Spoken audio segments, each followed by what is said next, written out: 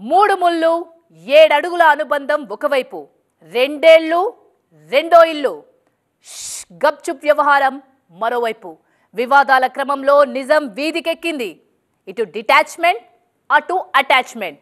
ఆ రెండిటి మధ్య ఆరోపణలు ప్రత్యారోపణలు సవాళ్లు మామూలుగా లేవు. గడప గడప కార్యక్రమం అనేది టెక్కల్లో జరుగుతుంది.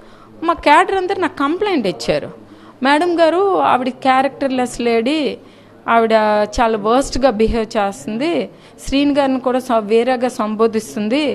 మేము సార్ మీరు నా ఇంటికి వచ్చారు, నాతో ఉన్నారంటే మీకు వాతావరణం అంతా కొద్ది నీట్గా కనిపిస్తే కదా మీరు నాతో ఉండగలరు. అక్కడ క్యాడర్ కానీ పబ్లిక్ కానీ అసహించుకునే విధంగా ఆవిడ బిహేవ్ చేస్తుంటే క్యాడర్ నాకు అడిగారు. ఇప్పుడు అక్కడ వెళ్ళారు కదా, అతనితో ఏమైనా ఉంటే ప్రాబ్లమ్ సాల్వ్ చేసుకోమనండి, మీరు చూసుకోండి. నన్ను బయటకు లాగొద్దు. మీ హస్బెండ్తో ఇష్యూస్ ఉంటే మీ హస్బెండ్తో నువ్వు తేల్చుకో, మీ పిల్లలకి మీ ఫాదర్తో ఇష్యూస్ ఉంటే మీ ఫాదర్తో తేల్చుకో.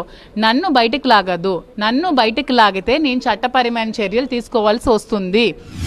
ఇంటి నుండి పంపించాను అనేది నేను చెప్పను, కానీ నేనైతే లాక్ వేసాను.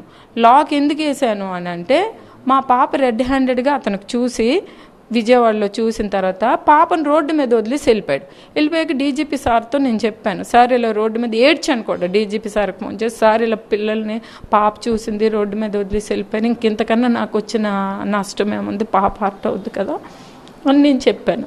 అంతే తప్ప కావాల్సో లేకపోతే ఇంటికి రాకూడదన్న ఏ ఉద్దేశంతోనైతే నేనైతే లాక్ చేయలేదు. నేను హ్యూమన్ రైట్స్ని ఆశ్రయించాల్సి వస్తుంది, నేను పరువు నష్టం దావా వేయాల్సి వస్తుంది. నా కోసం కామెంట్ చేయాల్సిన అవసరం లేదు. నా కోసం మళ్ళీ కామెంట్ చేసినా, నా గురించి చెడుగా మాట్లాడినా నేను నడి రోడ్డు మీద నా పిల్లలతో ఆత్మహత్య చేసుకుంటాను. దానికి దువ్వాడవా అని పిల్లలే కారణం.